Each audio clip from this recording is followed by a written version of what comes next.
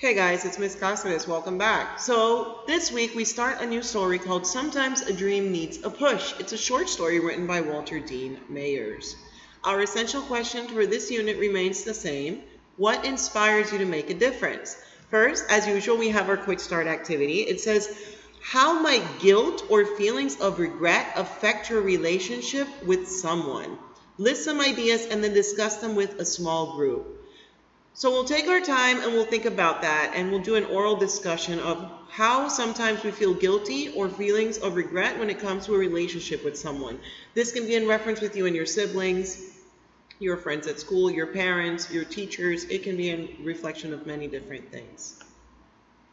Once we're done with that, we go to analyze realistic fiction. It says that realistic fiction is the fiction that is set in the real modern world.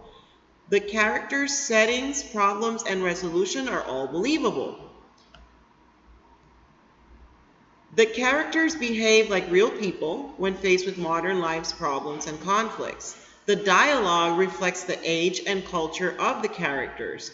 The setting is a real or realistic place, for example, a modern city. The story takes place in the present or recent past. And the conflicts that the characters face can be internal or external. These conflicts often reflect social issues or problems that real people are likely to face. So I found the video that I thought that would help us understand a little bit more about realistic fiction.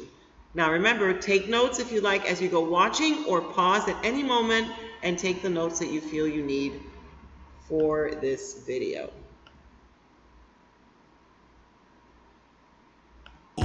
Today we are going to be talking about genre. Genre is a French word that means type or kind. And in the library, we can have genre fiction and genre nonfiction. Today we will be learning about a fictional genre called realistic fiction. Think about these words. Realistic is like real, and fiction are stories. So these are stories that could happen in real life. They seem true to life, but the stories come from the author's imagination. Here are some more characteristics of realistic fiction. The setting is of the world as we know it. You won't find any magical schools, but a school similar to the one you attend. The stories are believable. You can imagine yourself as a character in the story. Everyday modern language is used. Let's face it, you won't hear, "The lady doth protest too much," or "Golly gee willikers." The problems in the stories are the ones we encounter every day. They could deal with families, school, growing up in nature. And the characters solve their own problems. The characters are human. If there are magical creatures, ghosts or aliens, it's not realistic fiction. And those talking cats and dogs, not here too. So let's look at a realistic fiction book. In A Week in the Woods by Andrew Clements, we have a boy going on a 5th grade field trip. Have you ever gone on one? But during this trip, he gets mad at his teacher and gets lost. Again, has this ever happened to you? Finally, using his brains, he figures out how to find his class. So remember, realistic fiction are stories that you can picture yourself in. Any questions?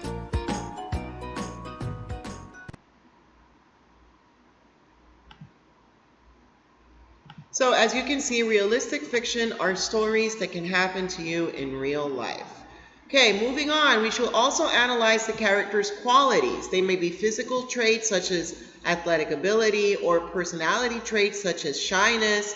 Just as in real life, a fictional character's quality can influence events and relationships. Characters' qualities can affect how they interact and how they resolve both internal and external conflicts in a story. So as you read, Sometimes a Dream Needs a Push, make inferences about the qualities of Chris and his father based on their words, thoughts, and actions. Here's one example you can use, like the one found in a similar chart, to record your own ideas. So they took down the characters' names, Chris and Chris's father. What were some words, thoughts, or actions committed by Chris's character? I hadn't told any of the kids about my father coming to practice. I wasn't even sure he was going to show up. What can we infer about Chris? Chris doesn't want to get his hopes up. He has been disappointed before. Now, in reference to Chris's father's character, words, thoughts, or actions, sometimes I think he blames himself, Mom said. Whenever he sees you in the wheelchair, he wants to put it out of his mind. What can we infer about Chris's father? Chris's dad feels guilty. He is more quiet and distant because of his guilt. Now, we have our critical vocabulary. Remember that the critical vocabulary are the vocabulary words that will be found specifically in each story. You have concession, collision, congestion, turnover, and fundamental.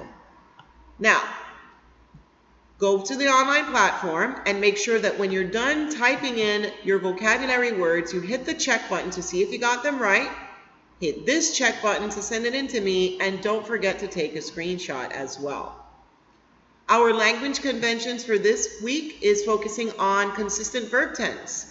You will learn that using the verb tenses which indicate the times of events correctly consist in the verb tense help that show the sequence of events. For example, afterward the team voted and the Harsdale Post all agreed that we wanted to play in the league. As you can see, voted, agreed, and wanted are all in the past. Therefore, all three verbs use the past tense. Okay, moving on.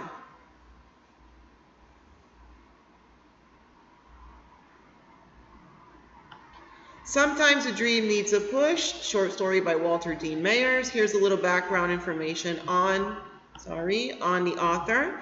He was born in 1937 and passed in 2014. In Western Virginia, he grew up in Harlem community of New York City. He developed a love of reading and writing in school and went to write at least 5 pages a day over his lengthy career. He published more than 100 books for young people, often focusing on the experiences of young African Americans. Mayers received great recognition, including 2 Newbery Honor Book Awards and several Coretta Scott King Awards. Wow, this guy was one great author. Okay, so we come to the story. We read paragraph 1, 2, and 3, and then we have an analyze character qualities. Annotate. Remember that annotating can only be done in the textbook, not here on the online platform. Highlight words and phrases in paragraph 2 and 3 that tell you about Chris and his father. Once you've done that, come back to the online platform and type in your answer for the analyze question. How would you describe each character? How do you think Chris's becoming physical disabled has changed their relationship? So first we describe the character. We can describe them through words, using physical descriptions, and we can also talk about their personality. And then after that, you can compare how their relationship may have changed based on something that happened to Chris physically. Paragraphs 4 to 8, and then we come to analyze realistic fiction. In paragraph 8, highlight words and phrases that Chris uses that reflect his age. Underline the text details that describe a modern city for the story. So here we're looking for context clues to let us know how old Chris is. And we're also looking for text details that let us know what the setting of the story is like. Once we've done that, come back to the online platform and type in an answer to your critique question. How do these details make the story seem realistic? Do they make them seem more like an everyday city? Are the details so clear that we can picture it? Why are details such as these important to how the reader perceives the story? Why is it so important for us to have these details? How does it help us as a reader? Paragraph 9 to 11, analyzing character qualities, annotate. In paragraph 11, highlight Chris's thoughts and his dad's reaction to the game. Then, answer the infer question. Why do you think Chris's dad reacts this way? What does Chris's desire to play wheelchair basketball tell you about Chris's character? So we have to infer based on how his dad reacted, why he reacted this way. And then we need to understand why Chris has a desire to want to play wheelchair basketball. And what does that tell you about him as his character? Paragraph 12, all the way to 22. Then we have analyze the character qualities, annotate. Highlight text details in paragraph 22 that show how Chris feels when his mother tells him about the phone call. Then come to type in your answer for the interpret question. Why might Chris feel this way? What does this scene suggest about Chris' feelings toward his father? So again, we're inferring, we're interpreting his feelings. We want to know why he feels this way. And how does the scene suggest his feelings towards his father? Paragraph 23, all the way to 28. Contrasts and contradictions. Notice and note. Highlight Chris's dad's comments in paragraph 28. Once you've done that, it's time to answer the compare question. How do these comments differ from his attitude up to this point in the story? What does that mean? What was his attitude like all the way to the story until right now? Did it change? And if it did, in what way? What does this new information suggest about Chris's dad? Again, this is referring to his change. At the beginning, you thought he was this way, and it turns out he might be this way. Okay, paragraph 29 to paragraph 31. Character qualities. Annotate. In paragraph 31, highlight text details that show what Chris thinks, feels, and does when his father shows up to practice. Then infer. How does Chris's reaction reflect his internal conflict about his father's presence? Paragraph 32, all the way to paragraph 39. Sorry, got a little confused there. Contrasts and contradictions, notice and note. Review paragraphs 37 and 39. How did Chris's dad's skill and confidence change when he sits in the wheelchair? So basically they're asking you, what kind of confidence or ability did he have before sitting in the chair? And now that he sits in the chair, how did that change? Predict. Ooh, sorry, little technical problem. What do you think he will come to realize about the wheelchair basketball? Now that he's doing it, what do you think he's going to realize about it? Paragraph 40, all the way to 47. Analyze realistic fiction. Highlight words and phrases that Chris's dad uses in paragraphs 44 and 47 that provide realistic details about playing wheelchair basketball. Then evaluate. What do details such as these add to the story? How does it make the story better? How does it make you understand it better? Paragraph 48, all the way to paragraph 50, language conventions. Highlight the verbs in paragraph 50.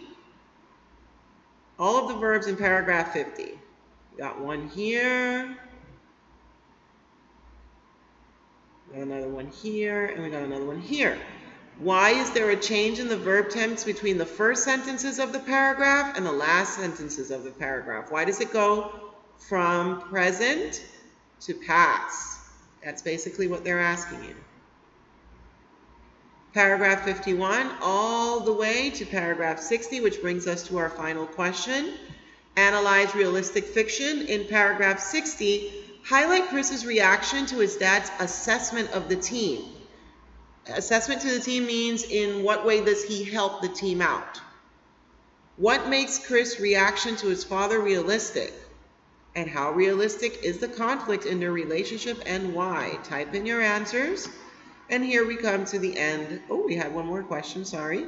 Analyze characters' qualities. In paragraph 65, annotate by underlining Chris's interpretation of his father's grumbles. His father makes a grumbling sound. How does Chris interpret that?